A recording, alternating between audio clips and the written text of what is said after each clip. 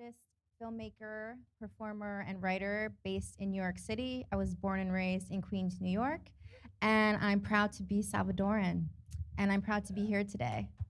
Cool. And this is my comrade, my compa, Phil. Hi, I'm Phil Jocelyn. I've worked with CISPES for quite a number of years now. The really glad to see you all here tonight.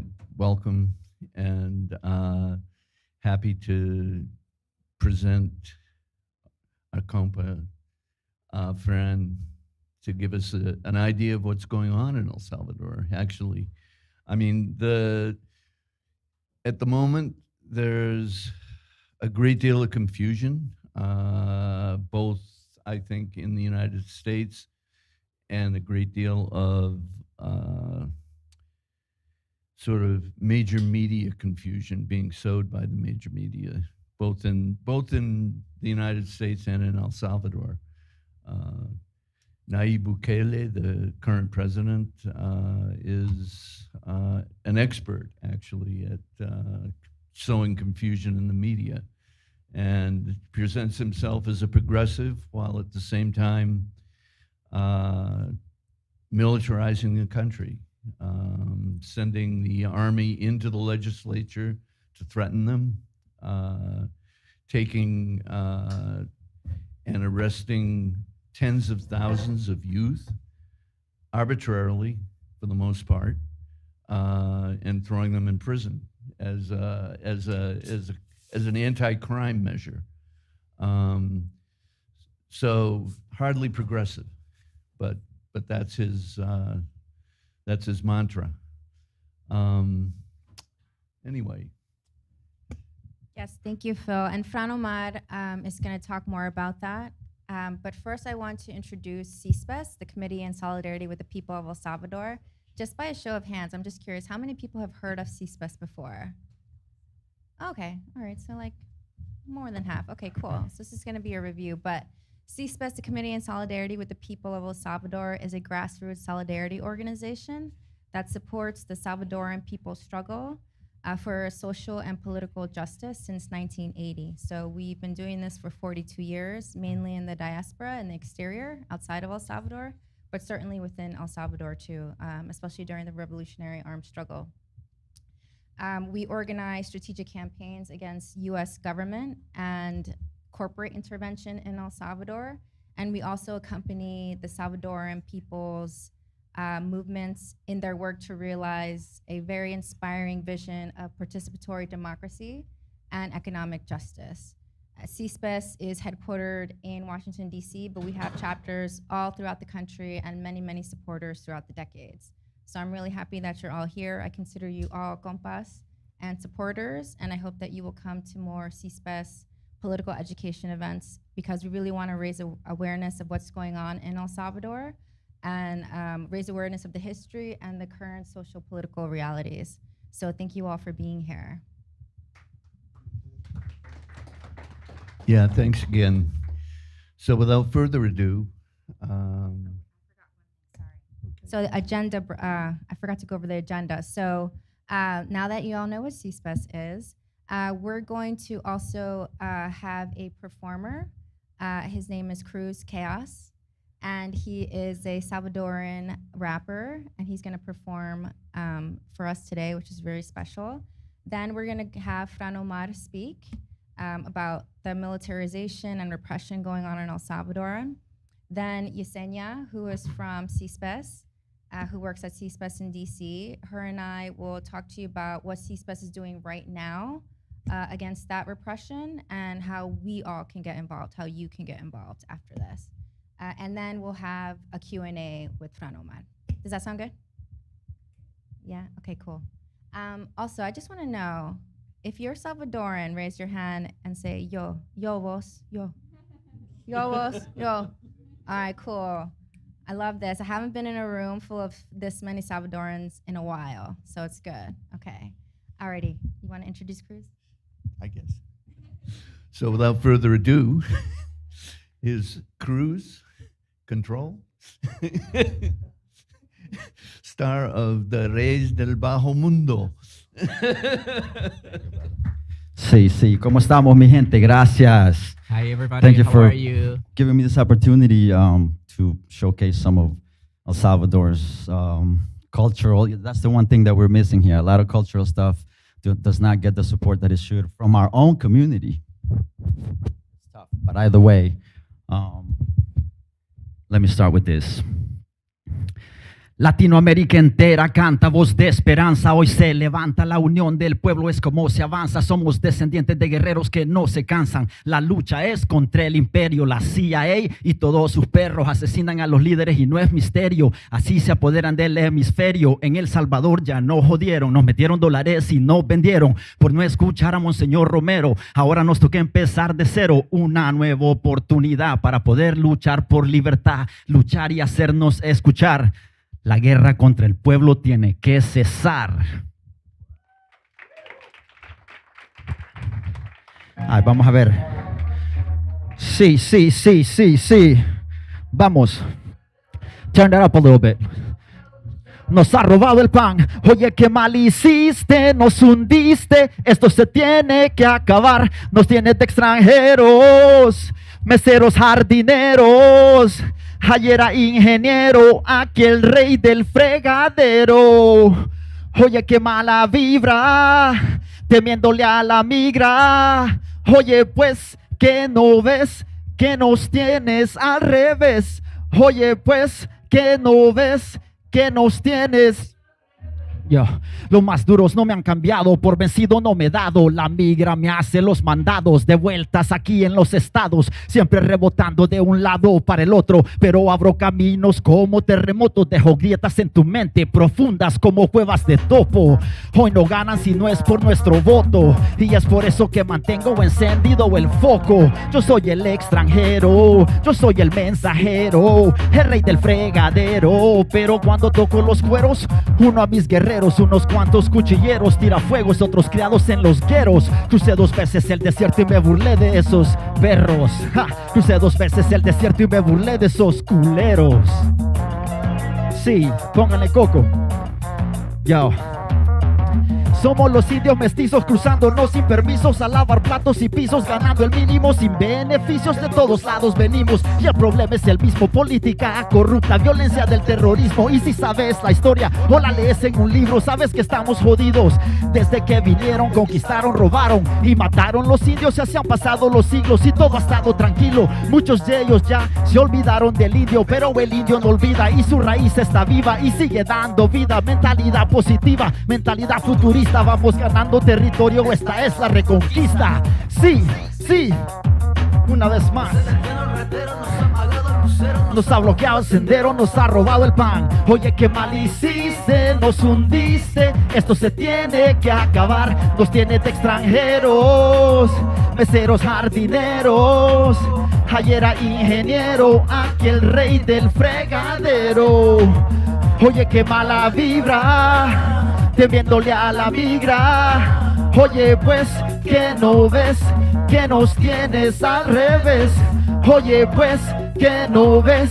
Que nos tienes al revés. Somos el resultado del indio apaleado, del inca y el maya que has matado. Al que la ha robado, la choza quemado, la tierra y el ganado hueveado. Y nada has logrado con la guerra, que solo que nos vengamos a este lado. Y es por eso que somos la mayoría de la minoría en los estados. Rápidos, cansados del látigo, de todo tu castigo. Oye, qué mal has hecho conmigo y con todas las tribus. Seguimos vivos unos muchos, pero otros recordando el pasado. Sí, sí, recordando el pasado. Sí, yo. Una vez más, yo soy Cruz. Yo. Es el eterno ratero, nos ha apagado el lucero, nos ha bloqueado el sendero, nos ha robado el pan. Oye, qué mal hiciste, nos hundiste, esto se tiene que acabar. Nos tiene de extranjeros, meseros, jardineros. Ayer era ingeniero, aquí el rey del fregadero. Oye, qué mala vibra, temiéndole a la migra. Oye, pues, ¿qué no ves? Que nos tienes al revés. Oye, pues, que no ves, que nos tienes al revés. ¿Qué les parece? ¿Qué les parece? ¿Qué les parece? Ok, una más. Sí, y si ustedes me acompañan con una mano en el aire, me ayudaría. 1 millón aquí arriba, pónganle coco. $3,000 nos cuesta cruzarnos México y llegar hasta Texas. Si nos va bien empezamos limpiando mesas, si nos va mal terminamos tras la reja. Sola mira nos regresa. $3,000 nos cuesta cruzarnos México y llegar hasta Texas. Si nos va bien empezamos limpiando mesas, si nos va mal terminamos tras la reja. Sola mira. Estoy decidido, agarro camino sin saber qué traerá el destino. Me descuido de mi pueblo perdido, de mi hijo, de mi madre, de mi esposa. Sobre todas las cosas solo espero lo mejor, con un buen plan por si me alcanza lo peor y tengo que empezar de cero. Mi título lo guardo en el ropero. Soy el doctor del estudiante al ingeniero, parado, contando en la esquina buscando el empleo. Me quiero secar y no puedo por poco dinero. He terminado el trabajo que no quieren ellos. Yo he hecho a trabajar la maquinaria en esta jungla de concreto. Con méritos merezco mis derechos, si no me los dan alzo la voz y contra cualquier ley migratoria yo protesto. Así como me manifiesto en esto, y es que cruzarnos México y llegar hasta Texas. Si nos va bien empezamos limpiando mesas, si nos va mal terminamos tras la reja. Sola mira no regresa. $3,000 nos cuesta cruzarnos México y llegar hasta Texas. Si nos va bien empezamos limpiando mesas, si nos va mal terminamos tras la reja. Sola mira no regresa. Con los papeles en orden ya me negaron la visa. Con la suerte que tengo no me la dieran ni aunque fuera los 7 días a misa. No me la dieran ni aunque fuese periodista, deportista y mucho menos por artista. La excusa siempre es la misma, que puedo ser un pandillero, guerrillero y ahora terrorista. Para mí que son fascistas, hipócritas que generalizan. Dicen no necesitarte y acusarte te utilizan. Pues me la jugaré y ojalá quizás la historia no se repita, porque he oído que muchos han fallecido allá en Tijuana y las ganas no se me quitan. Lo único que quiero es progresar y comprarme una casita. Allá en mi país la maldita política me lo evita. Dólares y el TLC me lo limita. Orgulloso de ser salvadoreño, eso a mí nadie me lo quita. Pero tengo sueños y metas que nunca se realizan. En busca de nuevos horizontes cruzo líneas fronterizas. Recen por este pobre diablo cuando vayan a misa y pídanle al Señor que un trabajo me consiga. Logré cambiar mi vida y el boleto de regre que no lo pague la mía. Sí, mi nombre es Cruz, muchas gracias.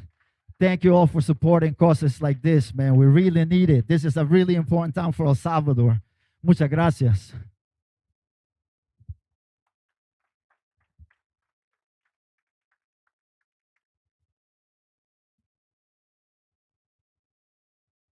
Okay, so before we get started or before we go on, for folks that have interpretation equipment, can we test that? Because we're going to switch to Spanish. So it should be on the correct channel already. Should have batteries. It should be on. So go ahead and put it on. And then there's a volume, what is this called? Knob at the top. It kind of has a little bit of feedback. So if you hear the feedback and you need to hear the interpreter, you need to like play with the volume so that you don't hear the feedback as much and you can hear the interpreter. So we're going to do a test. Okay. Hola, mi nombre es Yesenia Portillo. Yo soy directora de programas de CISPES. Gracias a todos por estar aquí esta noche con nosotros. Okay, y si tienen algún problema con el equipo de interpretación, déjenos saber. If you have any issue with the interpretation equipment and you can't hear it at all, raise your hand. Okay. And I'm assuming everyone else is good. Cool. All right. Uh-oh. And then if you start getting feedback like that, you'll probably just need to play with the volume. And if it doesn't get fixed, then we'll give you a new one.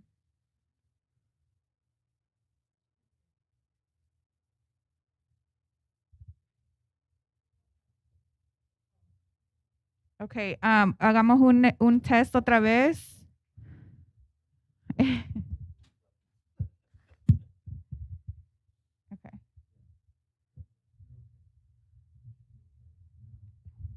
Okay.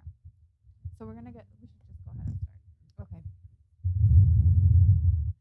Yeah.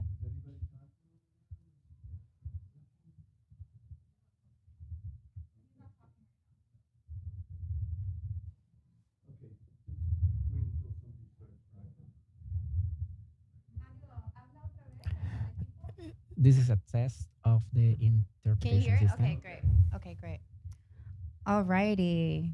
I'm going to introduce Fran Omar, who's here with us today on the East Coast tour with CISPES. I'm just going to read his bio. I don't want to miss anything. Fran Omar is part of the Popular Social Movement. He's a popular social movement leader, organizing to fight for the rights of various sectors through the Popular Resistance and Rebellion Bloc, BRP. He's a popular educator of Salvadoran history and society.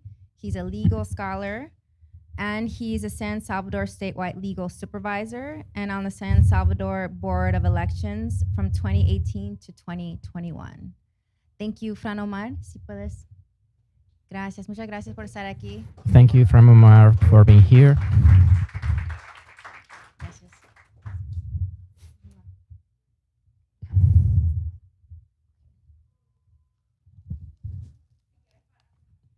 Sí, ¿verdad? Mejor de aquí. It's better if I Y cuando stand me up. duelen las rodillas, voy a sentar. Por el frío. And if it gets cold, I will sit down. Muchas gracias Thank you por la very much invitación. for this invitation. Ya tenemos algunos We have reuniones. some meetings. Antier. We came Y yesterday, hemos a estado couple of days ago, socializando un poco sobre la and we realidad have been salvadoreña, talking que es, about the para lo que nos han Salvadoran invitado. reality.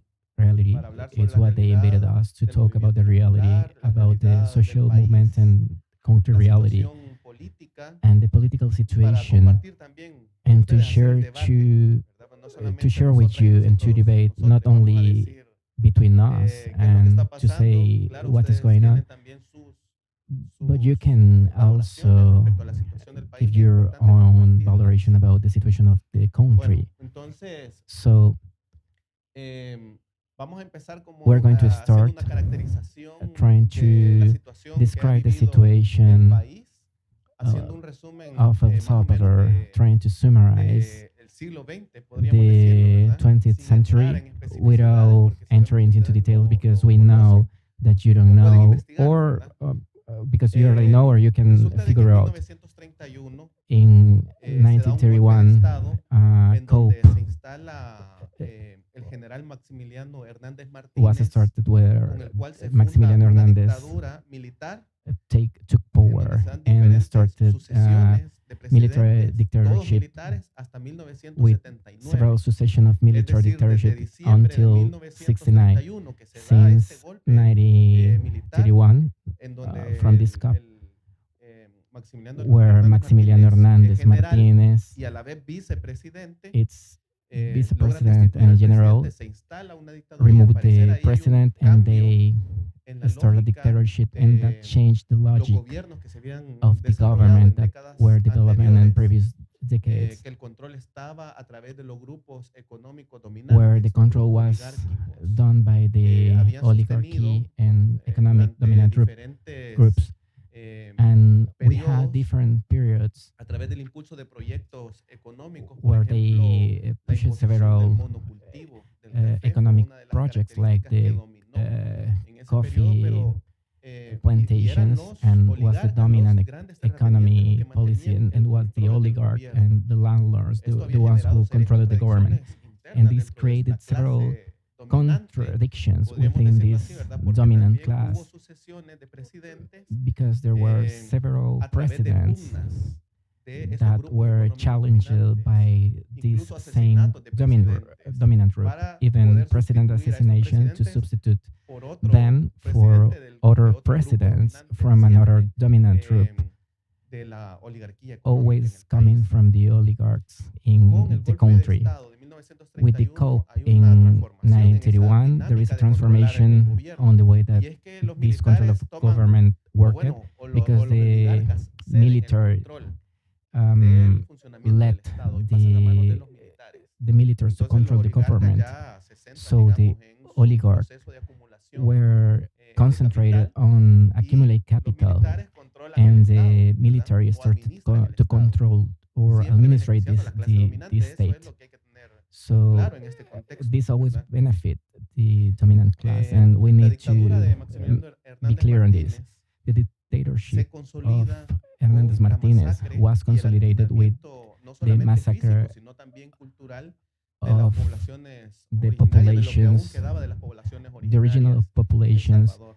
of El Salvador. La expropiación de tierras que se They había started to dado a expropriate finales del siglo lands XIX at the end habían of the 19th generado century, generated cinturones de exclusión en las zonas some cafetaleras exclusion belts que around obligaban a las the personas, por coffee ejemplo, crops a that vender su obligated fuerza many de people trabajo to en lugares en sell donde sus their familiares workforce anteriormente, sus abuelos, in places ¿verdad? where their Eran los poseedores de la parents tierra. Con el originally despojo resulta de que ya estas had their personas own a land. principios del siglo XX se veían So at the beginning of obligados the a 20th trabajar en century, las tierras were que fueron de sus obligated ancestros. to work on the land that Y eso were fue from generando their cierto descontento, el tema de la families. inclusión, el tema del acceso a la tierra. So this generated a lot of conflicts Fue regarding to the generando land access una acumulación de descontento que desembocó that en was el accumulated levantamiento de until 1932. they Pero no es que solamente este levantamiento se haya challenged desarrollado the en ese government in contexto. Desde 1932. finales del siglo XIX And hasta by the end of the 1932 hay 19th una serie de century, levantamientos there campesinos is e indígenas, a lot of principalmente en la zona de organization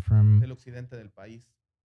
from Pues agricultures resulta de que el general and original Maximiliano populations Hernández Martínez in se the country consolida la dictadura a través del aniquilamiento owns del the movimiento campesino e General indígena, Martinez y consolidated his también decretó power una through the serie de massacre of these medidas que no populations, solamente and he iban en la started to lógica implement so de measures under reprimir the físicamente, como lo logic decíamos, sino también of existían otro tipo de medidas más represivas de there were a carácter lot of cultural, measures ¿verdad? of repression De un aniquilamiento related to the culture, eh, because they want to cultural. Incluso la terminate gente no podía ni siquiera all the vestirse culture.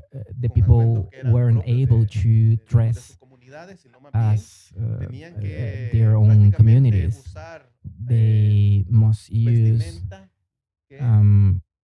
que las clases dominantes decían que era some la dress apropiada, code o that el uso del lenguaje, was incluso, ¿verdad? Se designated by the eliminó el dominant náhuatl. class Todas las personas que as escuchaban que appropriate, hablaran- que and the hablaban local náhuatl eran, language like Nahuatl reprimidos, ¿verdad? was eliminated, una and situación people was complicada. repressed for using their own language, and situation La started to dictadura complicate. de Maximiliano Hernández Martínez And during the dictatorship of Hernández Martínez, cae a través de una huelga general que se da en it ended 1944, by a ¿verdad? Y esta situación general strike. genera And this prácticamente una situation movilización generated grande, the podríamos start decirlo así, ¿verdad? of a big Se juntan, mobilization of muchas fuerzas people and many para groups poder derrocar organized Maximiliano to be Hernández able Martínez. Se to abre un remove proceso Hernández Martínez, democrático and desde it started a desde democratic octubre, perdón, del process 44, from the perdón, desde 44 mayo de 1944, que es revertido that con un then golpe de is Estado en reverted octubre de ese mismo año. Y in de October ahí of para that allá same year. hubo dictaduras militares, And ¿verdad? from that point and then, No there vamos a was a lot of profundizar tanto en military esto. Lo dictatorship. que nos We're llama not la going to atención en enter esta into primera, en la details of this, consolidación de la dictadura militar, es que Maximiliano but it's Hernández important to Martínez point that Hernández se Martínez reelige en was 1939. re-elected in A pesar de que las mismas 1939, constituciones, even if the históricamente han prohibido la Constitution reelección. prohibits the Y es por ese re-election, mismo problema and de la posibilidad de controlar and it's because el it gobierno allows the para el control uso of the personal, government. que la reelección está prohibida en el It's because the país, possibility ¿verdad? of control La the reelección government through continua, re-election is the porque reason se why puede the reelegir un continuous re-election presidente is prohibited según la in El Constitución, pero Salvador. tienen que pasar So a president dos can be periodos, un re-elected, but periodo para poderse they reelegir. need Pero to la go reelección through continua several sí está prohibida, pero tiene sus periods before they antecedentes can históricos, ¿verdad? No es postulate que themselves esté to prohibida por to bloquear presidents. a una persona en And específico, there is an sino, historical precedent to por prohibit bloquear la re-election. posibilidad de que una persona pueda The consolidarse idea is en el that gobierno. to Esa ha block sido como the la possibility naturaleza. of one person to stay Sin embargo, in government. perdón, Martínez So Martínez, lo hizo. Sin embargo, they, Martínez lo hizo en he did this. 1939, ¿verdad? He did this Según on su mandato terminaba en 1939, supposedly pero issued in la 45, movilización de but the 1944 social logró derrocar. movements was able to Los grupos remove him. oligárquicos se consolidaron, se The readecuaron oligarch rápidamente y consolidated revirtieron and they were las able huelgas to generales de revert brazos the caídos que se general dio. strike, Y bueno, hubo una sucesión de and there movimientos was de a golpes de Estado, movimientos succession of militares en ese contexto, military hasta governments until 1979, que se da el último golpe de 1979, Estado en octubre, where ya there a las was the puertas last del conflicto armado. military dictatorship under the armed conflict. Siguiente.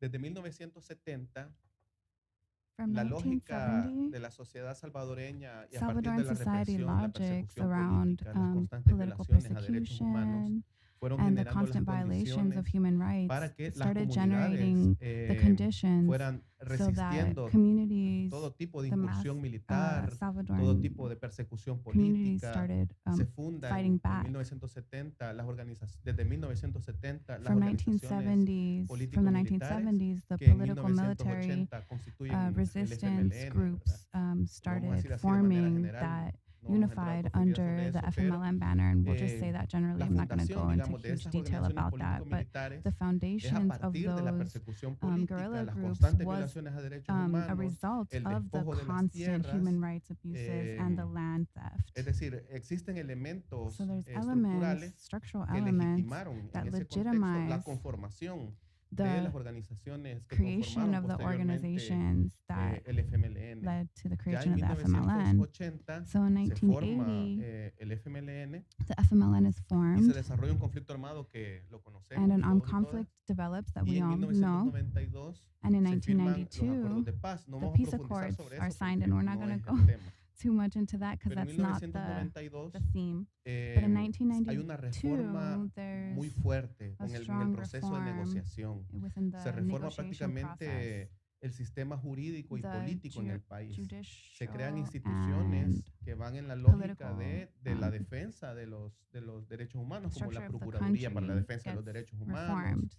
Se The Human anula Rights el Ombudsman is Consejo Nacional de created. Elecciones, que era el The instrumento con el National cual Electoral legitimaban los Board fraudes is en las décadas annulled, anteriores, which ¿verdad? is Y what se they crea el Tribunal used Supremo Electoral. to Es decir, carry out hay fraud, and they created una a reforma grande que a- fue impulsada por el FMLN, tribunal ¿verdad? for elections. A partir del proceso de And this was, negociación que se da, really pushed forth que da como through the resultado negotiations process estos acuerdos. by the FMLN. Pero desde But from 1989 hasta el 1989 2009 until se instalan los 2009, gobiernos de derecha, ¿verdad? right-wing governments are Los installed. gobiernos de la Alianza Republicana From the Nacionalista, Arena Arena, Party, the right-wing Arena que impulsó Party, una serie de medidas which imposed a series de of carácter measures neoliberal, le llamamos that were ¿verdad? very neoliberal Porque in character, which we implementaron call una them, serie de medidas de because they privatización, implemented a series of medidas de ajuste privatization estructural, measures and impusieron, structural adjustment crearon el programs, impuesto al valor agregado a created, muchos productos, the tax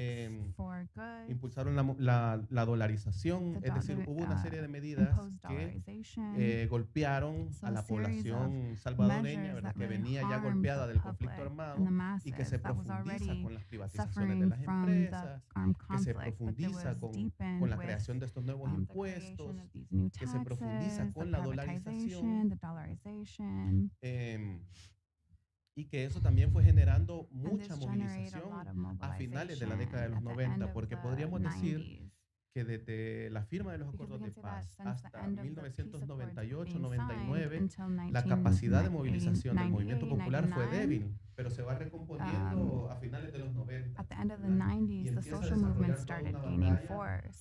contra And they las started medidas developing neoliberales. Así a evitaron, whole struggle por cierto, los against movimientos populares, the neoliberal measures, and they pushed back against the privatization of health and that threat that was happening, and the threat of privatization of education as well.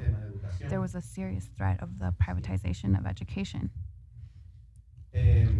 Entonces, con el FMLN, con la firma de los acuerdos de paz, So with the signing of the peace accords, pasa a legalizarse, ¿verdad? Pasa a the definir FMLN que ahora la becomes estrategia a para poder llegar al gobierno no era a través de la electoral vía party. armada, I sino mean, a the través de la lucha FMLN electoral, defines that the participa por transformation of primera vez en society will be elecciones de through 1994, participating in the electoral hacia battle. el 2009 So hubo una from constante 1994 de to desarrollo 2009, there was a y de constant apoyo, development of support podríamos decirlo, de la población hacia el FMLN. from the O sea, of a the pesar de population que, bueno, en towards su the primera elección FMLN, tuvo una buena cantidad de despite diputados, that que por fact that cierto, una parte de los diputados terminaron con la derecha en 1994. En 1997, in y en las elecciones que 1990, fueron sucediéndose in posteriormente, el throughout FMLN the fue different creciendo elections, the en cantidad de electoral votación power of the hasta FMLN el started 2009, growing que up until logra 2009, derrotar en where elecciones they were able to presidenciales they were able a to el partido defeat ARENA. Y eso le the ponía Arena una serie party de in sueños, the a una serie presidential de elections.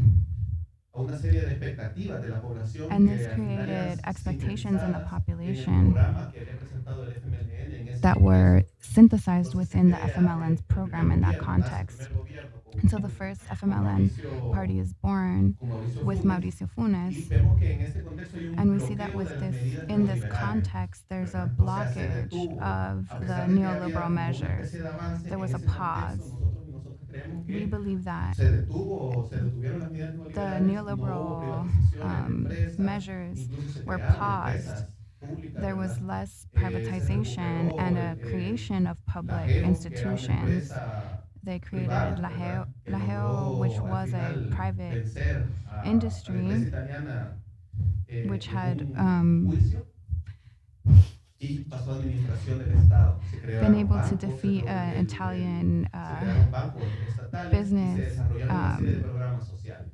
and they were able to develop a series of social programs De los gobiernos del FMLN. within that first Sin few embargo, years of the obviamente, FMLN governance. como las But fuerzas however, políticas because están given siempre that en the disputa, political forces la are always in respuesta de la dispute, derecha fue, the response from the bloquear. right was A to pesar de que push back el and block. FMLN controlaba el Despite ejecutivo, the fact that the FMLN controlled the en el executive, legislativo, the es legislative decir, branch, la Asamblea and Legislativa the nunca legislative tuvo, assembly, digamos, the una FMLN never correlación had a strong enough favorable. A lo único que correlation of llegó de power. 84 diputados fue a 35. Out of 84 Entonces, legislators, they only had 35, so they didn't even have a simple majority, so they had to negotiate with the different political forces in order to be able to implement the kind of programs that they wanted to implement. And so that was the process of the 10 years of the FMLN, a constant negotiation, obligated to negotiate because they didn't have the political power needed to implement social programs that were needed. They had to negotiate for everything, for basic things, for the glass of milk for students, for school uniforms for students, and that meant having to cede a little bit because negotiation doesn't mean I'm going to get everything. It means I have to give up some things.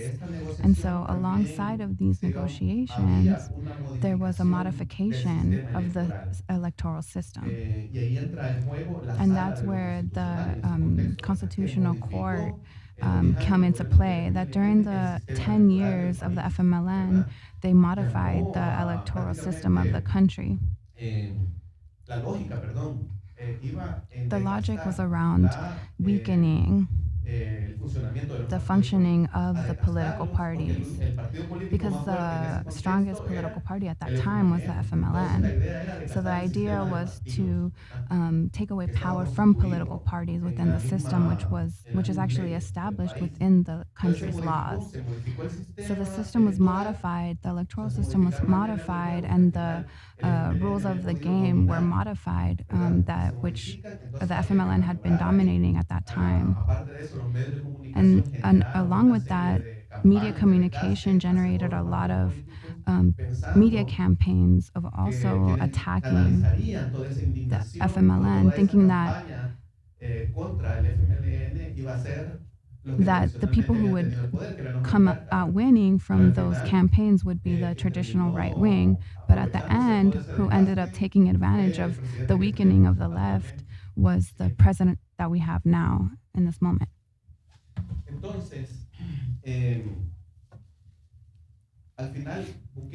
At the end, Bukele is the result of a negotiation that was made within the FMLN. He started as a candidate of mayor candidate for a small municipality. So the negotiation allowed him to use the FML symbology, but at the same time to create their own image using the FMLN and the capacities that they created using the social movements.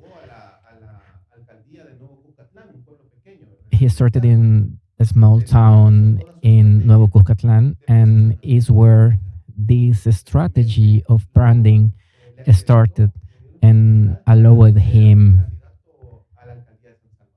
to postulate himself to the as the mayor of the capital city. That is where the political power is concentrated.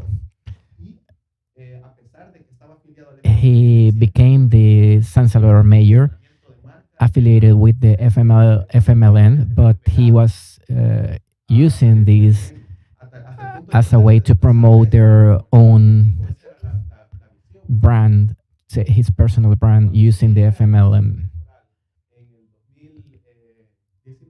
In 2019, at the beginning of the electoral process,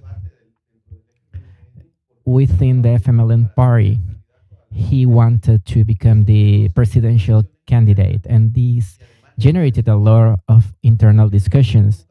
So he was trying to generate some pressure to be selected as a candidate, and if not, he was trying to push away so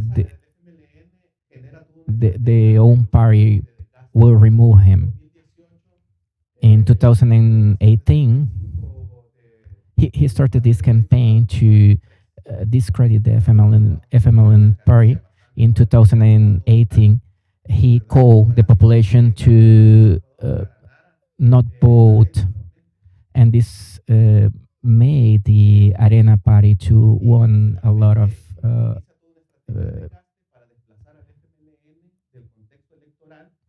so this made allow him to position himself as with a radical discourse that he took from the FMLN. He used this a radical discourse from the FMLN, presenting himself as a progressive, using the traditional chants from the leftists, and this how he attracted different sectors from the left that were disappointed by the way that but that they expected the FMLN party to develop their own project. They trusted Bukele because he represented the kind of changes they were expecting for the population. And the data is really clear about what happened.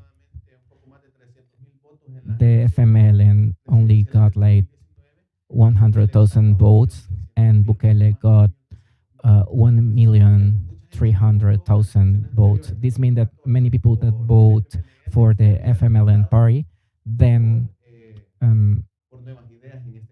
on the last election, they choose Nuevas Ideas on the last election. And the right-wing party Arena also reduced the number of people that voted for them, but it was not significant compared to the FMLN. So he took position in 2019, and one of the first measures was to change the name of one of the military bases. He ordered to remove the name of Coronel Monterrosa from one of the military bases in San Miguel. He was one of the principal militaries that directed the massacres in El Salvador, as a sign to tell the people that he was actually doing changes. But when there was any judiciary action where they was required to provide information about the intellectual authors of the massacres and the military operation, he didn't want to to bring this data. So there was a lot of mixed signals. He used a lot of symbols to show that he was trying to make changes, but instead he did nothing to repair the damage to the victims. In all 2019, he started to this confrontative discourse against all political parties. And he put a lot of pressure on the National Assembly, and he started to implement this repressive measure, the territorial plan, that is like the repressive police that were used previously by the right-wing parties. He only changed the names, and in that context, he started to position on the media, the military, and to allow the military to take the role of public security.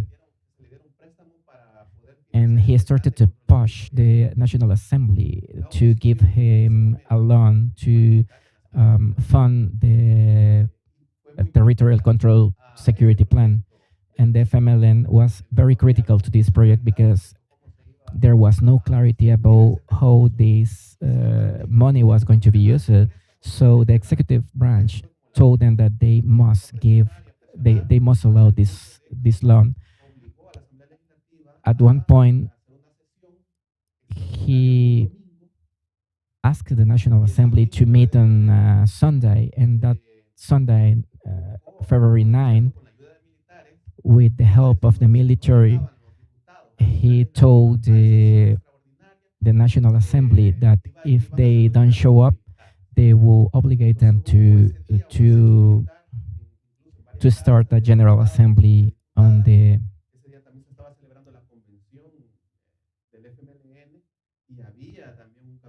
National Assembly. That same day, there was the National Convention of the FMLN. So the idea was to force them to assist to the National Assembly, to force them to approve the loan that he wanted. And this is what we see in the picture with the military on the National Assembly. This is something that we never saw before, not even during the military dictatorship. This was one of the first evident fascist measures that Bukele took in El Salvador. So all these elements started to create a lot of pressure for the political party. So in the elections of 2020, we had the pandemic and a lot of measures that created additional militarization of public health and security. So this allowed him to get the majority in the National Assembly on the elections of 2021. The party Nuevas Ideas and his allies took a total of 65 deputies, and this is essentially a total control of the National Assembly. And the first thing that he did was to remove the Constitutional Court magistrates and the General Attorney. That was he did on the first day when the new National Assembly came into power. So essentially, there is a control of the elected officials that imposes their own magistrates.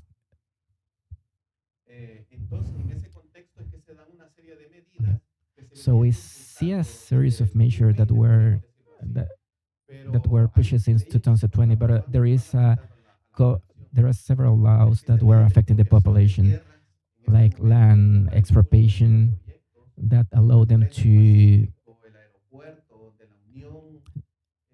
implement this big project like the new airport and the train, and they need to expropriate people from their land, in particular of people living near the Lempa River, and we have a lot of conflicts that resulted in a lot of captures of young people that lives in these areas, and they are creating these laws with the sole intention to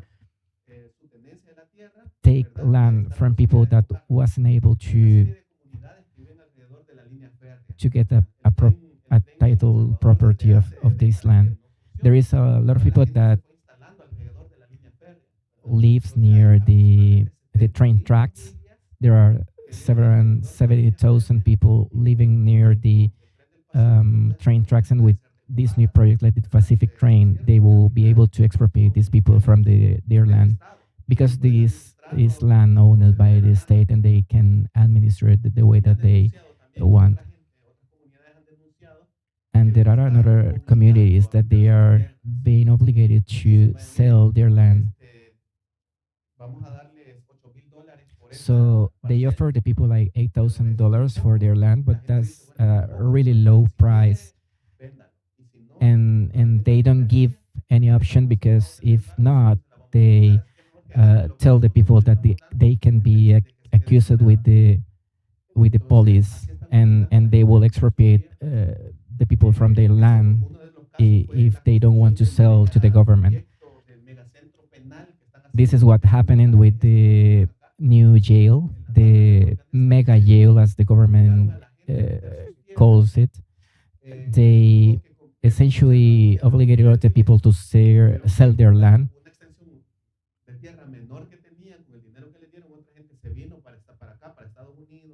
Some people migrated to United States because they were obligated to sell their land. So there is a lot of logic behind to expropriate people from their land. The other law was the Bitcoin law that generate a lot of government spending. First, to install a network of ATM machines at national level, and then they spend a lot of money on buying Bitcoin that lost its value.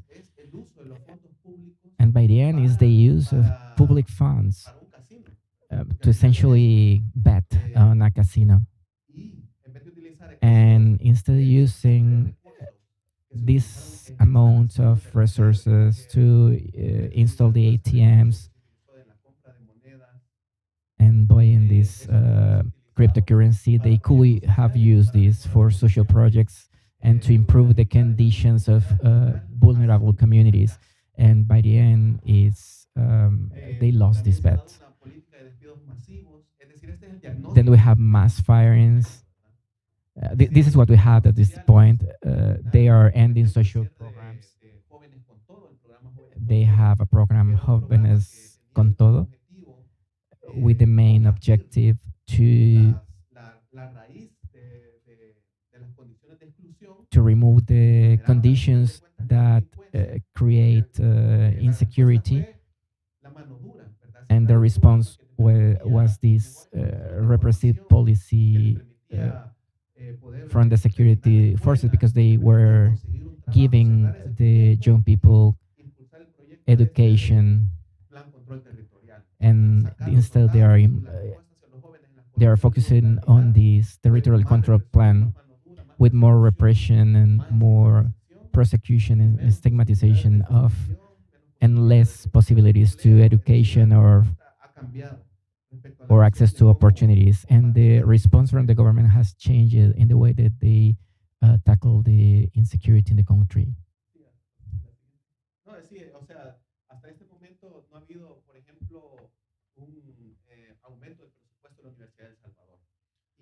Up until this moment, for example, there has not been an increase of the budget of the University of El Salvador. Until this moment, there is a debt from the Salvadoran government of $30 million to the University of El Salvador. So there is a logic of not financing education, not funding education. That is the context under where we are at. this has created a series of mobilization that are an expression of the discontent of the population. And this caused the emergence of repressive policies. And this is how the regime of exception has come to be. There was a truce between gangs and the government that was broken, but we believe that the truce was not broken, but actually there's a new truce that's happening between the governments and gangs in El Salvador. There is even journal investigations that states that the truce actually continued, which means keeping high-rank gang members with privileges in jail.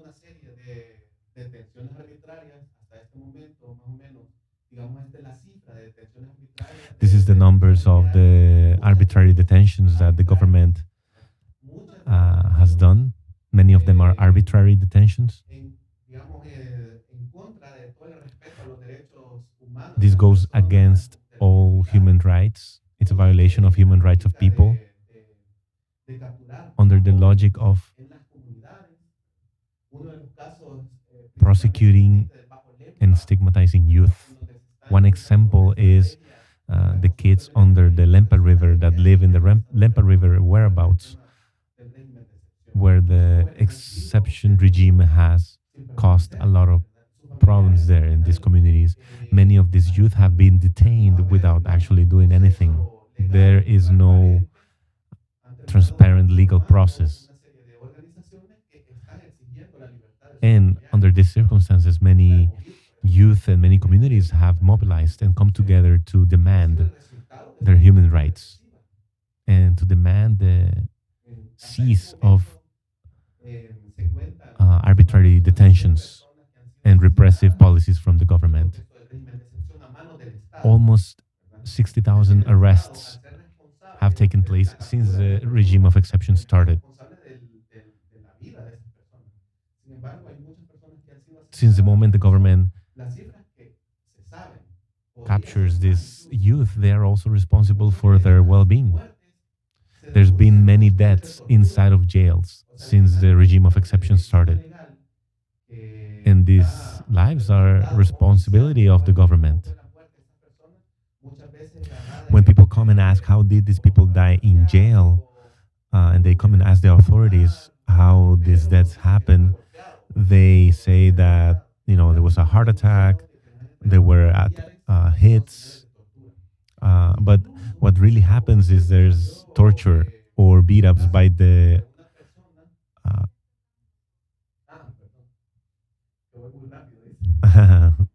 it's going a little fast. I'll try to speak slow.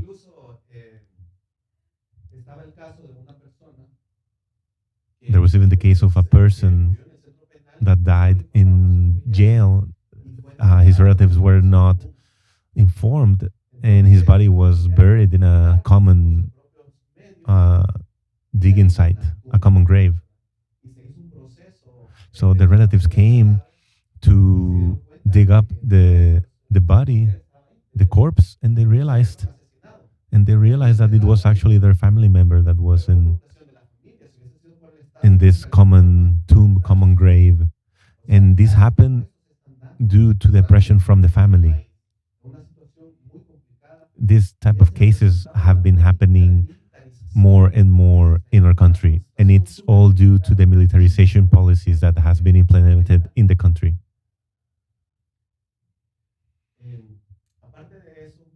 On top of that, there's also political prosecution with the intention to wear down the representatives of previous political parties that were in power. And the purpose is to demonstrate or show others that what came before him was not working and was bad. And these are also arbitrary detentions from many politicians that were in power in previous administrations.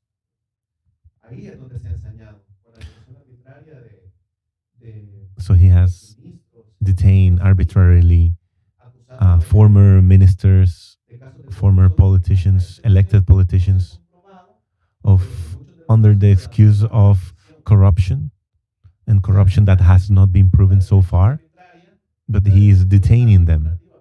It's an administrative detention, and these people are detained even though their crimes have not been proven yet.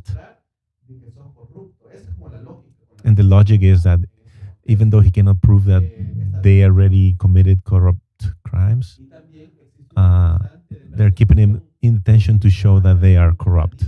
That's the message they're trying to show.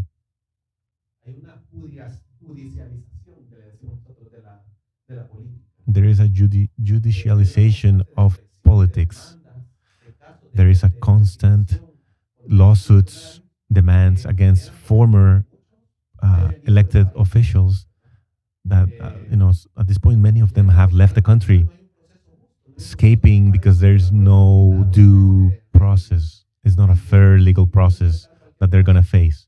So the government can come up and create any case, accuse anyone of corruption, and this forces many former politicians to leave the country. With all this situation that I have laid out, there's been, despite of the fear and the repression and the threats, there's been mobilization from the people in El Salvador. People have gone out to the streets,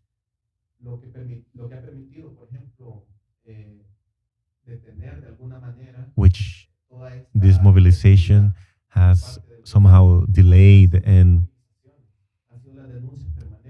delayed the extreme application of repression from the government.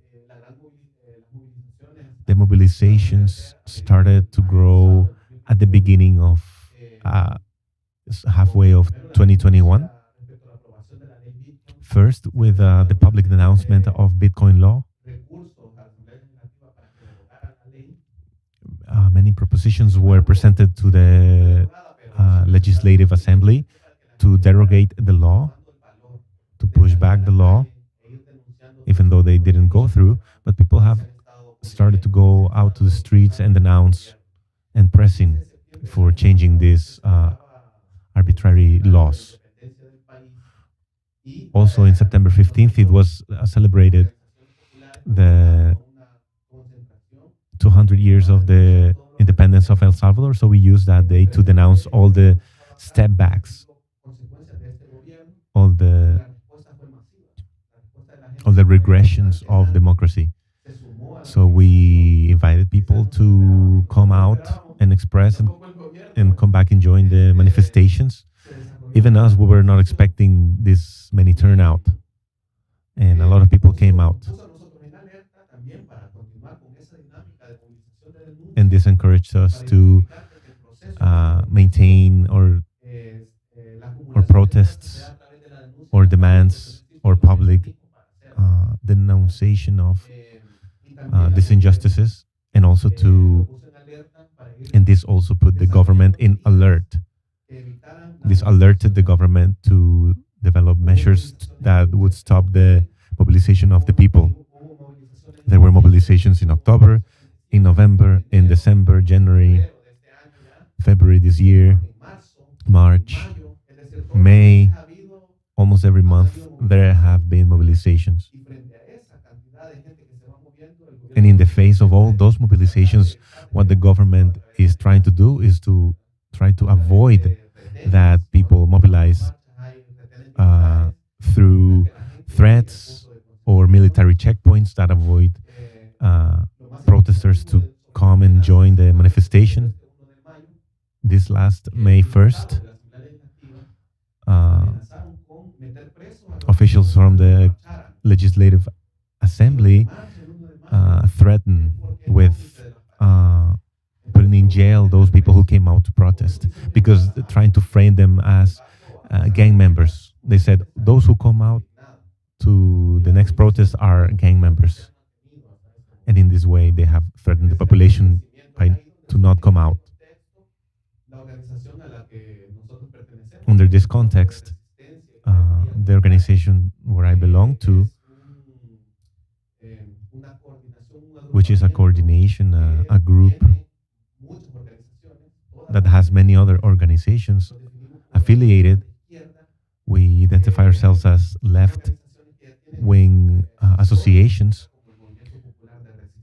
These are, many of them are organizations that have a long history, like the National Committee, Archbishop Romero.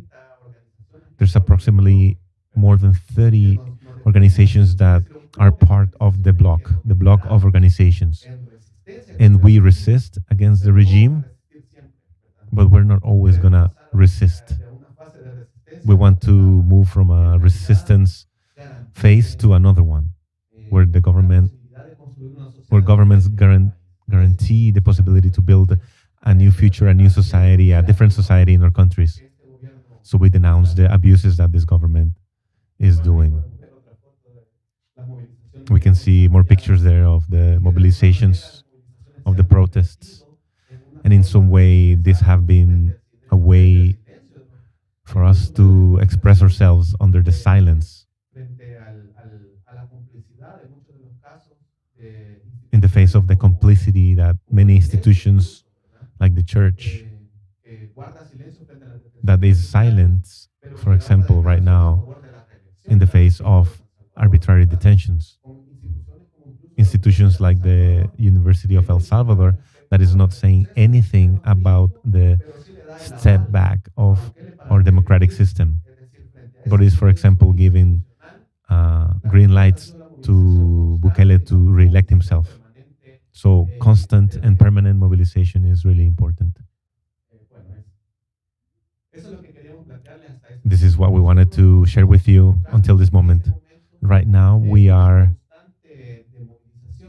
under a constant of protests, mobilizations.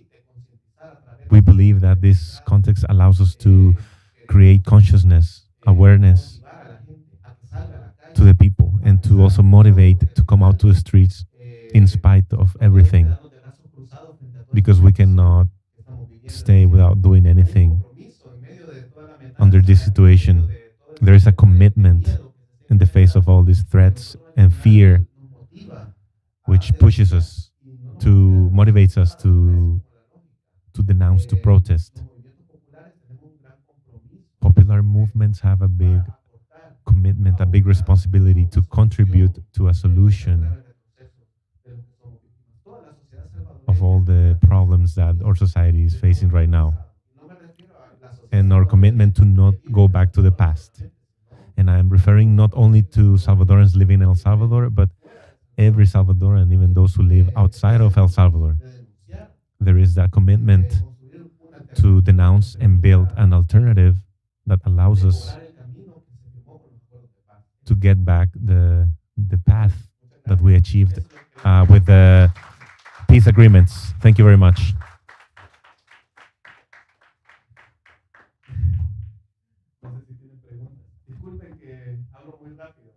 Sorry if I speak too fast. Gracias, Fran. Thank you, everybody. Thank you, Frank. For Fran Omar.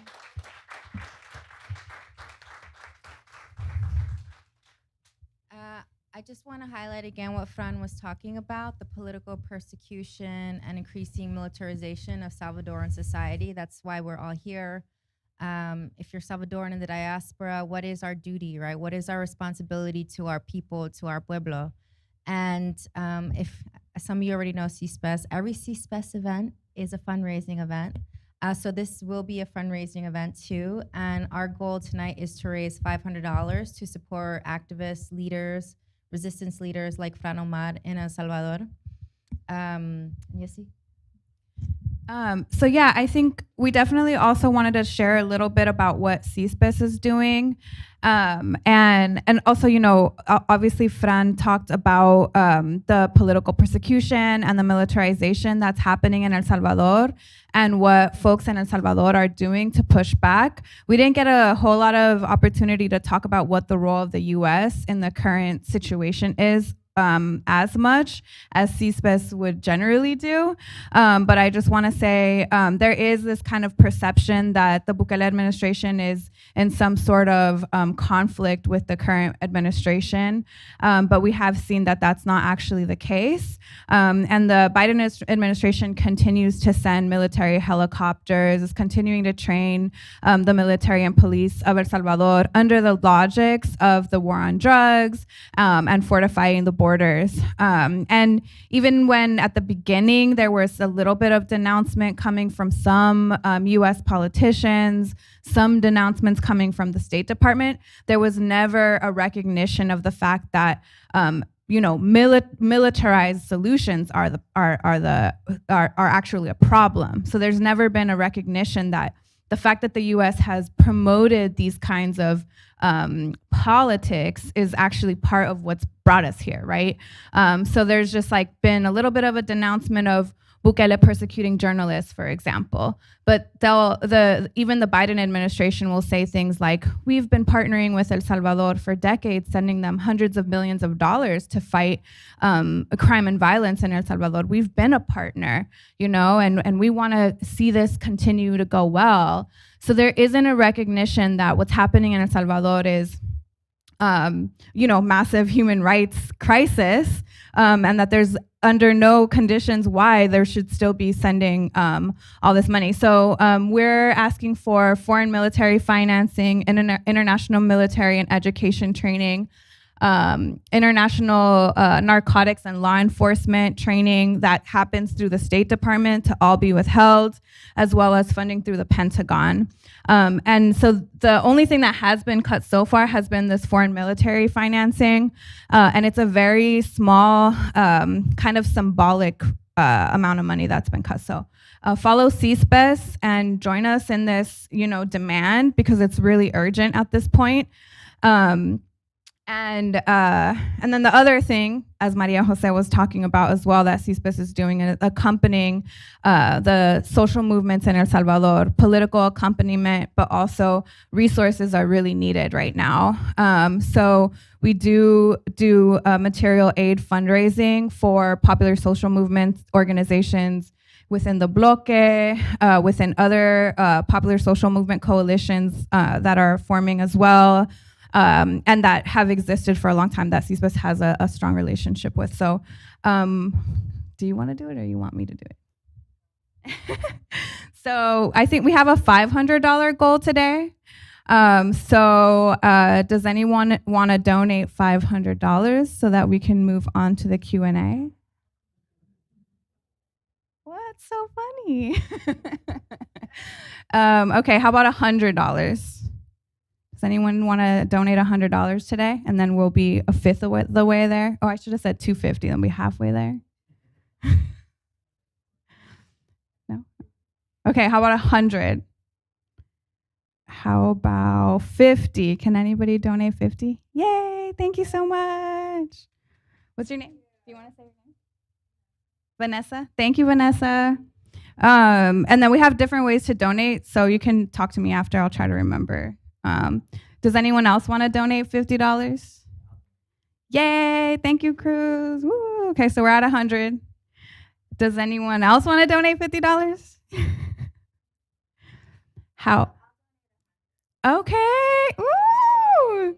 Okay, so we're at 200 now. Thank you. Eso es compromiso. Fran was saying to me, for me, this is like really important and special, being able to connect with folks in El Salvador and being able to share what's happening. And, CISPES being the committee in solidarity with the people of El Salvador, and Fran talks about how like Salvadorans that don't live in El Salvador, this is not about solidarity. This is an identification and a commitment, a commitment and identifying with the struggle, of our community, which is a transnational one, and committing to also being in struggle, So that's a lesson that I've taken from Fran being here this time, that I appreciate, have always kind of navigated, and also being in solidarity with non-Salvadoran, or inviting solidarity from our comrades as well that are not from El Salvador. So what are we at, 200? Okay, can anyone else give 50? Yay, we're halfway there. Thank you so much.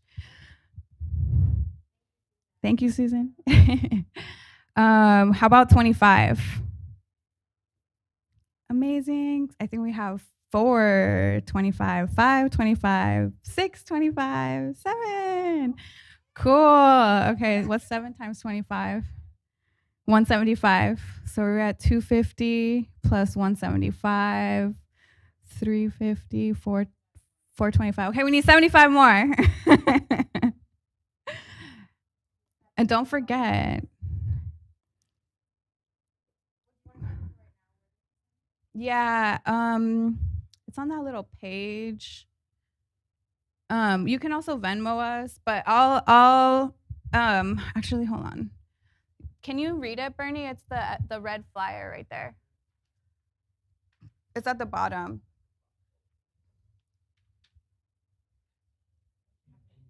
No, there's a special one.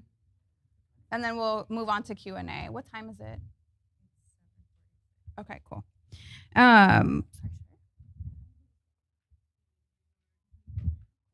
Okay, so it's CISPES.salsalabs.org/ sorry, we need a bit.ly. NY to El Salvador, one word, NY to El Salvador. That's it. Oh yeah, we have a flyer that you can scan. Let's hand. Yeah. Okay, we'll pass that around. We also take check to CISPES Education Fund. And then if you need a Venmo, we can just use my Venmo, but I'll tell you later. Yeah, it's okay. Can 3 more people donate $25, and then we can move on to Q&A? Do people have questions? Yes. Okay. Cool. $25 going once.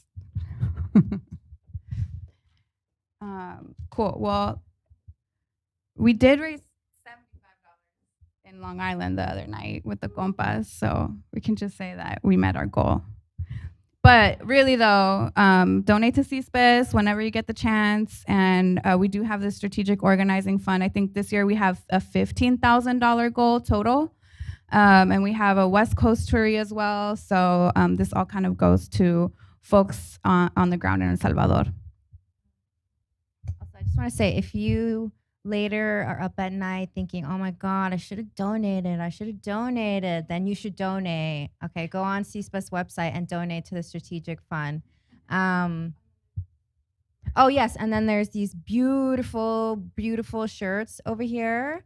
And they're on a sliding scale. The prices are listed on a piece of paper. So even if you're like, oh, I don't know if I want to donate, at least buy some merch. The merch is really, really nice. And yes, that's it. And we're gonna move on to the Q&A section now with Fran Omar. Does anybody? Oh, Eric, okay, Eric, okay.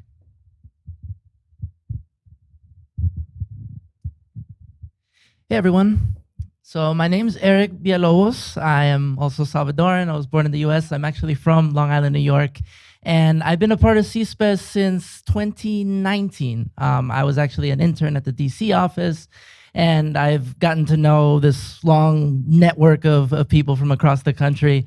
And I also am an immigrant rights organizer. I currently work for the National Day Labor Organizing Network, Endalon, as well as the National TPS Alliance, supporting a group of, thank you. Supporting a group of mostly Salvadoran and Honduran immigrants, TPS holders who have been trying to, advocate for the protection of their status and fight towards permanent residency. All of this is connected, right? The issues that go on back home are very much connected to the issues of migrant communities here in the United States, right? So it's very, I think, necessary to connect those stories and connect those narratives. And well, that's exactly why I'm here today. And I do, definitely wanted to get as updated as can be in order to try to explain this with the rest of the community. But I feel like I'm talking a little too much, but we wanted to open up a Q&A section. And I don't know if anyone wants to start off, if anyone has any questions. I think 2 questions, right? All right. Yes. Yeah. Yeah.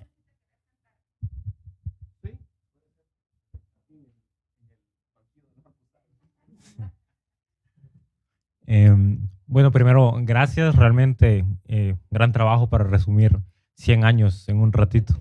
Yo quería preguntarte si, bueno, mencionaste sobre la Universidad de El Salvador, sobre todo las autoridades, pero quisiera saber más o menos qué está pasando, si conoces con los estudiantes también, porque la Universidad de El Salvador siempre ha tenido como un papel muy importante y quisiera saber en ese sentido.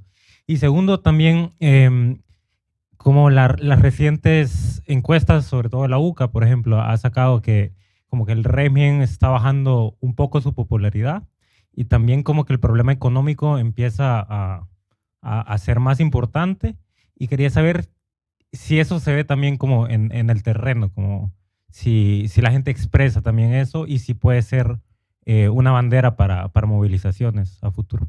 Gracias. Bueno, son varias preguntas las que hice aquí. There are several questions. There are 3 questions, so I will try to answer them. Entonces, lo primero, The first thing respecto al tema universitario, regarding of the National University, resulta de que desde el régimen de excepción, since the exception regime from the pandemic, because we have been living through continuous exception regimes, first in 2020,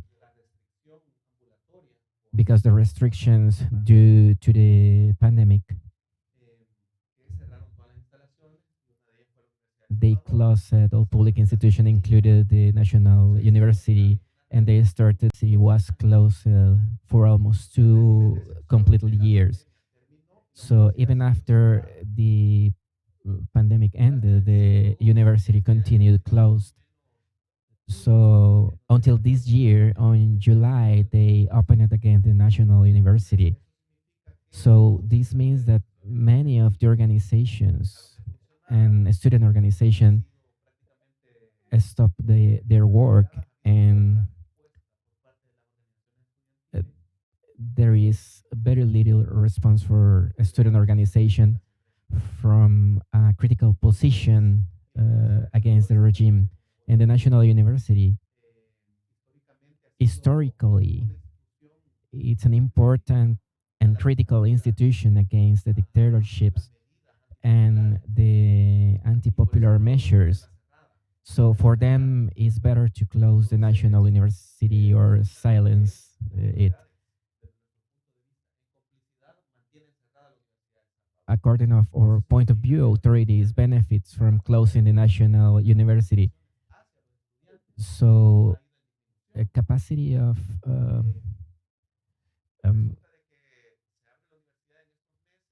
so they recently opened the university, and there is a lot of public denounce from the student organizations, so they decided to close it again.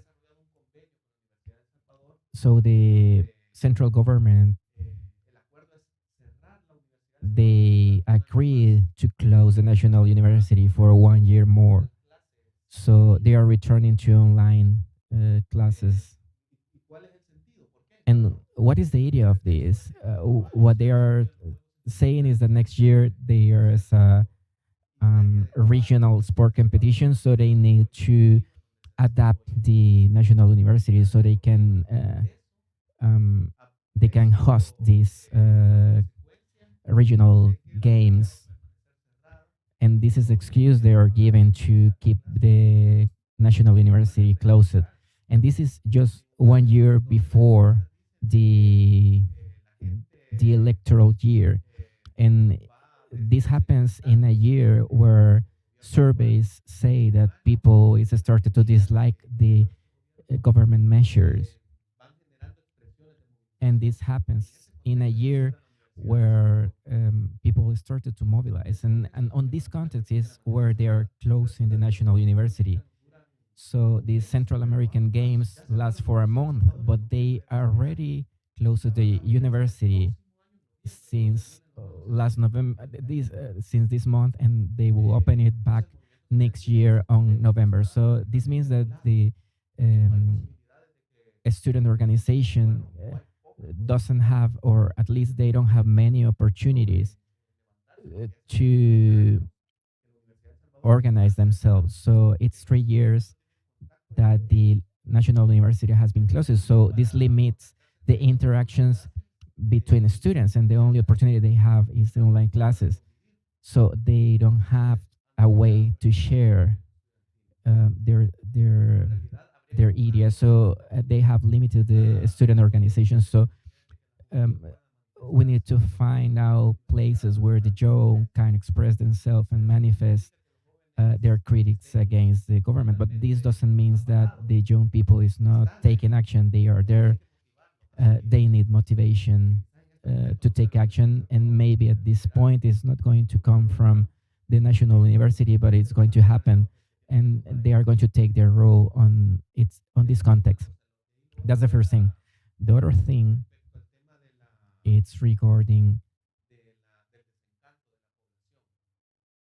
about the disapproval from the population, and this is reflected in the public mobilization.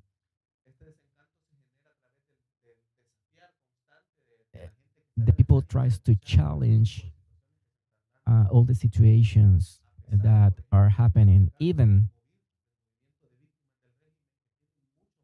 when people is afraid of um, taking the street and the knowns, because they fear that they could have retaliation from the government.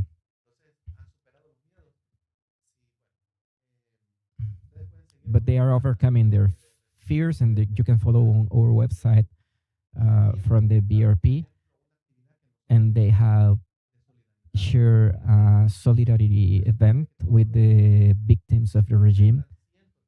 So every day, hundreds of people concentrate in a place where the government free people captured under the regime. So people spend the whole night outside that place, and many people comes from outside San Salvador with little money. So they have to have some food and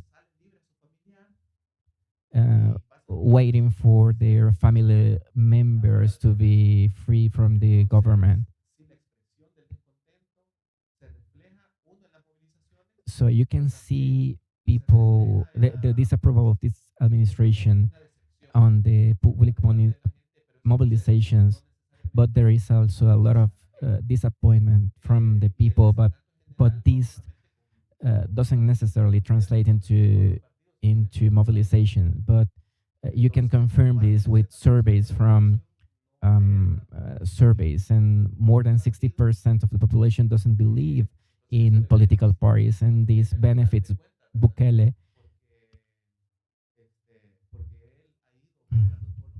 because he has implemented all these kind of mechanisms that could guarantee him that he will win on the next elections, even the legal means needed. There was another question, I think. Okay, that's all. Thank you. Any other questions?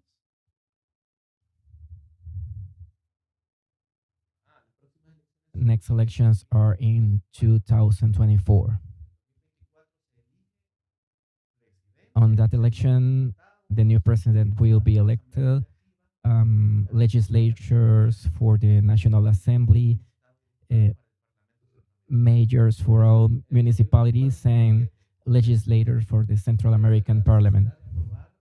And that was the urgent need to approve the electronic vote, a law that has a lot of shortfalls, and we think that this will allow fraud because there is no control of people voting from outside El Salvador. There is no control, and all votes coming from the U.S.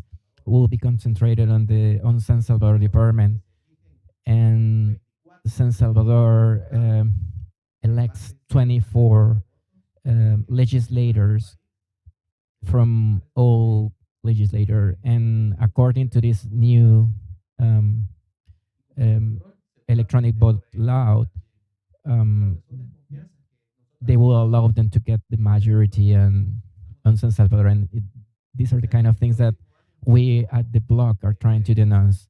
And the next year is a pre-electoral year. Any other questions?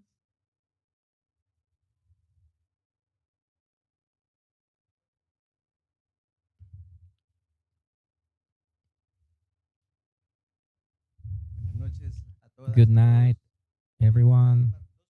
I have two questions in one.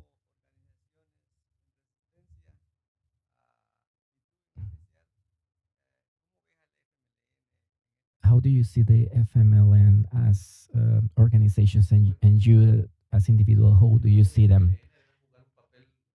I think that FML needs to take central role in the denounce of coming from the population and social organizations. They have even joined some uh, demonstrations, and many people part of the social organizations has been militants of the FML party. In particular, the organizations that are part of the bloc. There is a historical connection because ideology and principles are aligned with the FMLN.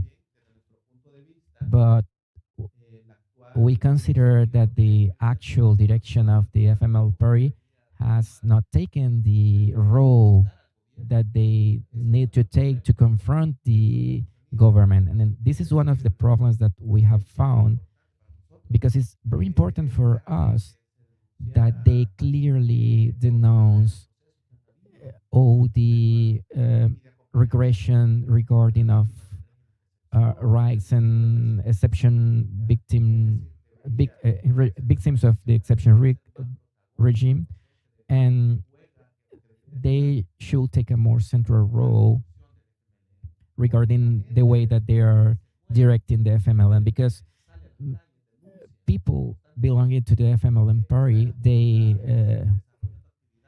take the streets and they do a lot of community work, but it's not the same thing that you can see on the communities and base organization and what you expect from the leadership of the party.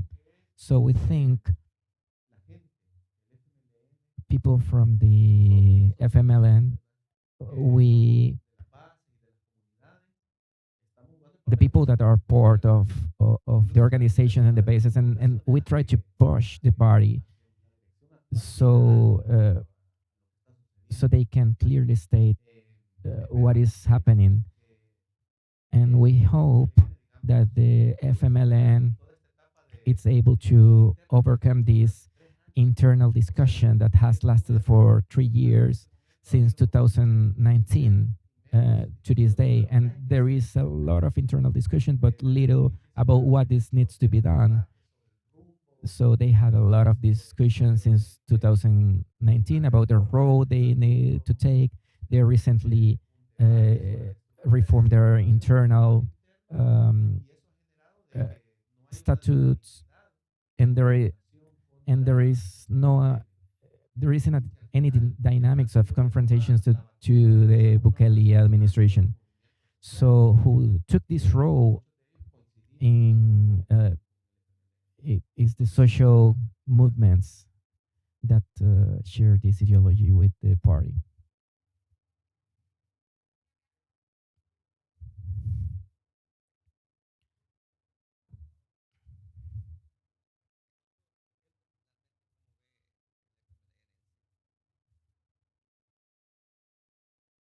Another question? Otra pregunta?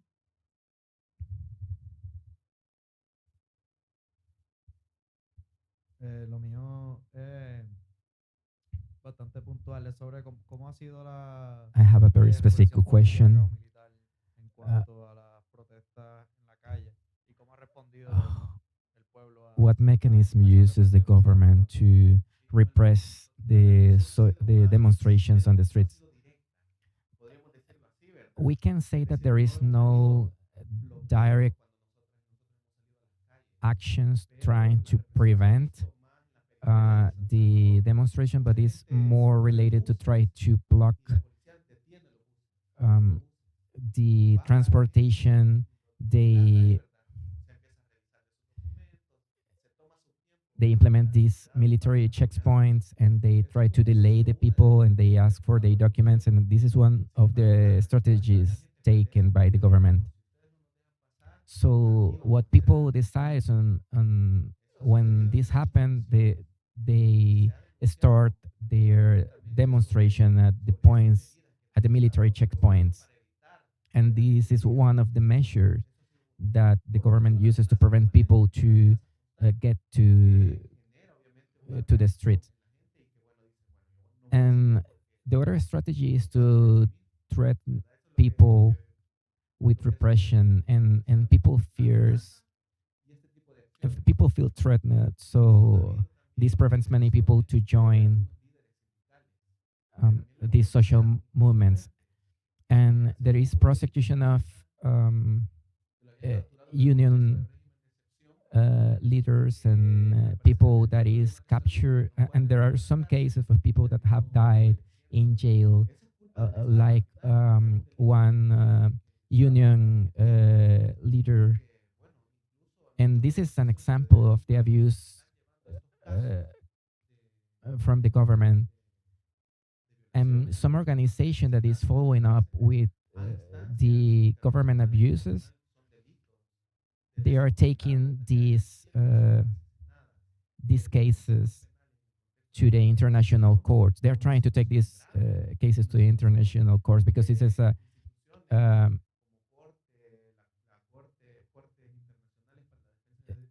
they are trying to involve the international courts for human rights. So they are trying to push them to prosecute these kind of situations that are happening.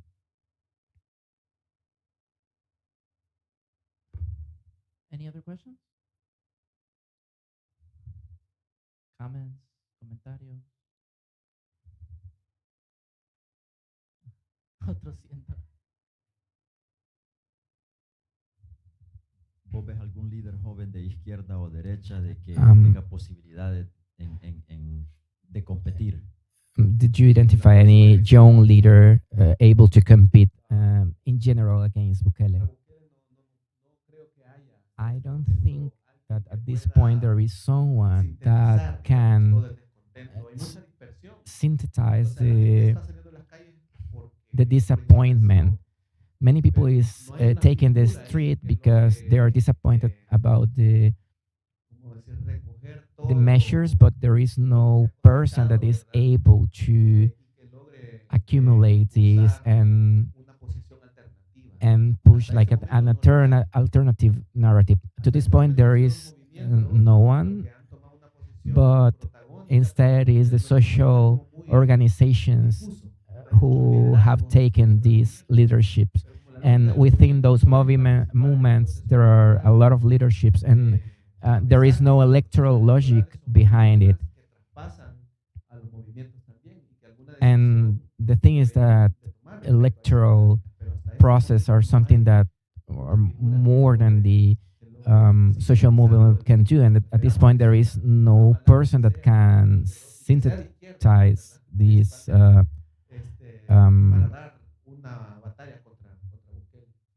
ideas and try to challenge Bukele. Any other questions?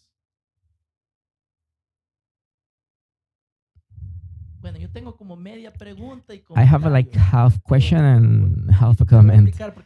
So I'm going to try to explain it because it's going to be a little hard to explain. You were talking about the exception regime, and I can see that there is a lot of misinformation here in the US about the exception regime and what is really happening back in El Salvador. And I would like if you can emphasize, because I didn't hear very well about what are the justifications why they are implemented the exception regime. And you mentioned that it was like a truce, or might look like a truce that was originated from the government. So the messages here is like it's justified to end the violence, and many people think that, and they sell it as a way of what needs to be done and how we can provide an alternate narrative. And I will add, I have heard that you can see a reduction of crime in communities. So if you can explain about that. The first thing is that the exception regime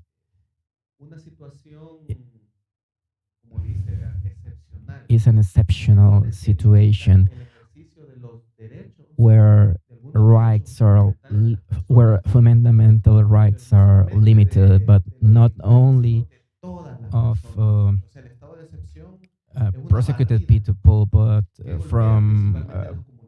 but for all the population, and this impact the communities and the kind of limitations that are included in the exception regime. You cannot express freely under the exception regime.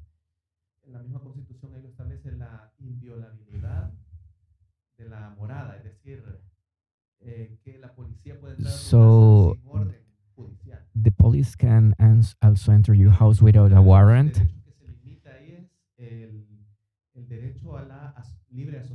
Then the right to the free association is limited. So there are several rights that are limited during the exception regime.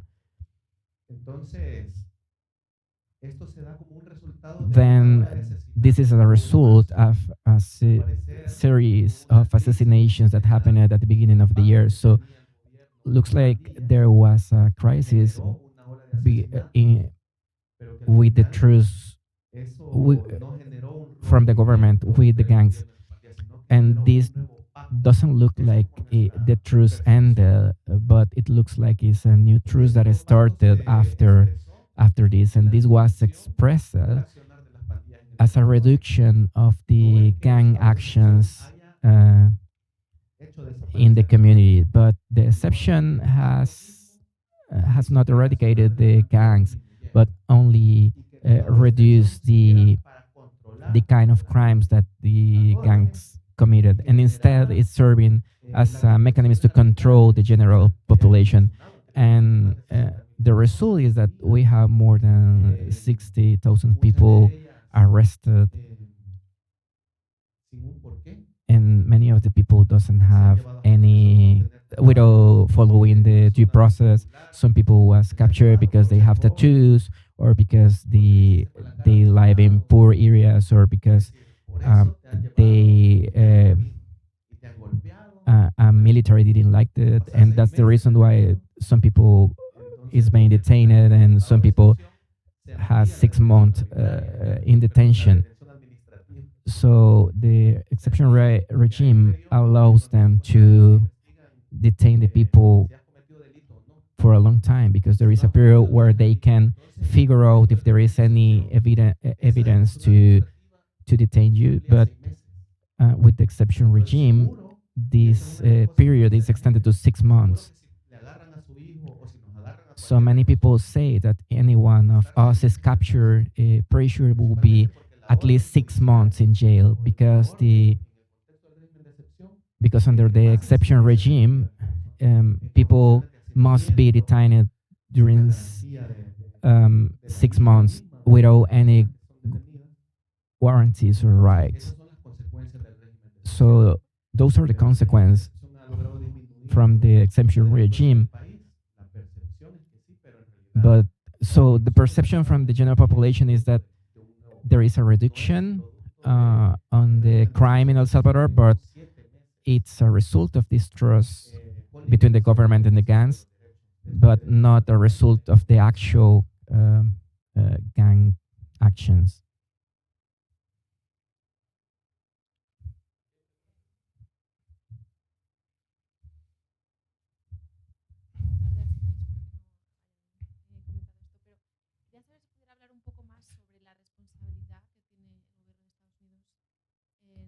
I will.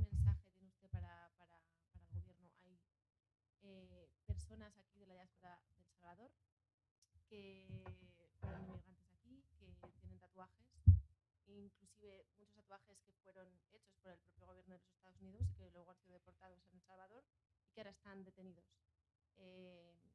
¿Puedo hablar un poquito más de la relación con Estados Unidos? Could you say something more about the role of the United States? Aunque aparentemente hay algunas contradicciones, aparentemente. We believe that there are some apparent contradictions, apparent. Principalmente en el tema de la cooperación militar se mantiene. The military cooperation between the U.S. and El Salvador remains. There was recently a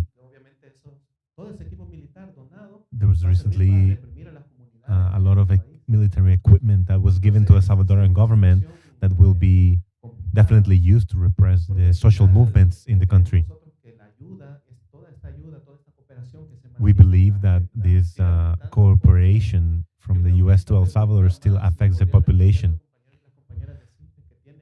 I think that the folks from CISPES can respond to this question better, that they are more aware of this information. They could respond to this question. From El Salvador, we have a critical perspective. It's not that the relationship between the U.S. and El Salvador broke or are wearing down. Apparently, you have clashes on Twitter, conflicts on Twitter. You know, there's a back and forth in Twitter, but in the real political relationship remains, is maintained, which is expressed through the military cooperation, military aid given from the U.S. to El Salvador. Lo concerniente al tema de la ayuda militar. No sé si querías decir algo. No necesariamente. We can talk later because I already shared a little bit about that.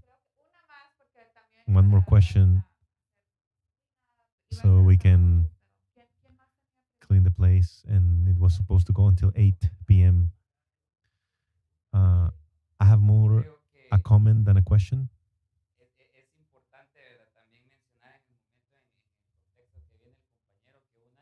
It's important to mention about the context where the comrade is coming from. We have to mention also about the erasure of our historical memory. It's important to recognize that one of his biggest characteristics of the president is to bash and say bad things about the peace accords. This is part of the strategy of the president. So one of the things that the diaspora should denounce and that we should denounce is to keep our memory alive, to not participate in the erasure of our memory, because that will help us to not repeat the same mistakes.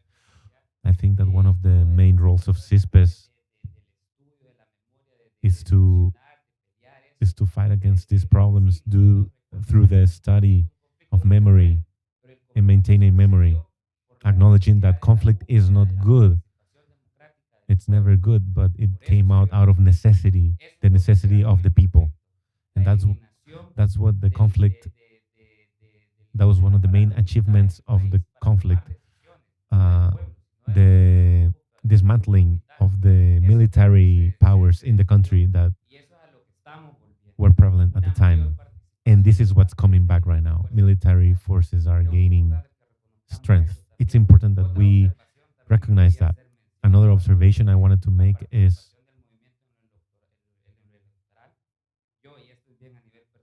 and this is a personal perspective,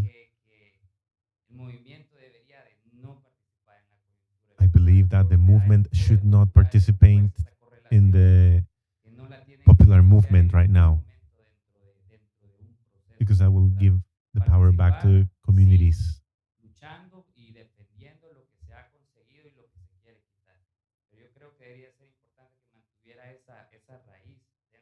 I think it's important that the movement and the roots and the power stays within the people. Gracias. Un aporte, sí, está bien. Perfecto. No, bueno, yo agradecerles el espacio. Thank you for the Me parece space. muy buena las preguntas, I think el the questions interés are de great saber and the sobre la interest realidad salvadoreña, that you have to learn porque about the hay Salvadoran dos reality. caras There's que two se presentan. faces Una es todo el tema that are presented. mediático que Bukele One of them impulsa desde comes through the desde media sus medios que used by controla, ¿verdad? Bukele and Que the nos mediums that hace he controls, presentar al país como el país de la eterna that he sonrisa, como lo uses presentaban to los militares en los present the 70, country ¿verdad? Y en los 60. as a country of Y the otra eternal realidad smile, like the que sufren military las did in the comunidades 70s. con las detenciones And then you arbitrarias, have the con other toda side, con la which is the expropiación de suffering las of the tierras, communities, con la arbitrary persecución detentions, política, ¿verdad? political Etcétera. Con todas prosecution. estas medidas hay dos rostros There's two del Salvador faces of ahí. El Salvador. Y creemos que nosotras y nosotros pues tenemos como esa misión, And we believe that tratar we de have descubrir that mission, y tratar de concientizar the mission respecto del rostro de to la gente que discover sufre, de la gente que es and perseguida, unveil de la gente and make bueno, que está visible the siendo faces of the despojada people who are de sus suffering, tierras, who are being y que frente dispossessed a of esa their lands. situación la población va a seguir fortaleciendo sus And under mecanismos de these organización para poder circumstances, enfrentar the todo population este will retroceso, keep como decía organizing allá el and compañero, strengthening ¿verdad? their Del que estamos organizing processes. Así que muchas gracias por la participación. So thank you very much Gracias for por your estar en este espacio. participation and for being here. Sí, pues entonces con eso creo que vamos a cerrar. Si podemos That's colaborar it. We're gonna close. guardar las sillas. So if y you're gonna nada help us más, to también, si put están the chairs aquí, back, es la primera vez que vienen and a if this un evento is de CISPES o no, your first time in a por favor, CISPES hablen event, con nosotros please talk para to us conectar. if you want to connect. Hay personas en la diáspora que están haciendo un montón de diferentes There's people in the cosas en diaspora diferentes doing all ciudades, sorts of ¿verdad? No sé things si han in many visto que hay cities. personas que van a los consulados todo el I don't know if you tiempo, see hablar that a there's la people who go to the gente. consulates all the time, talking to the communities. And part of Fran Omar being here is to build the strategies, come together and organize. Because as he was saying before, it has to do with identifying ourselves with the struggle, because it's a transnational struggle as well, given that Bukele is using us and is wanting to use us outside of the country. So we have to participate in that dialogue and keep visibilizing our positioning. So thank you, good night, let's talk, let's connect, and thanks for being here.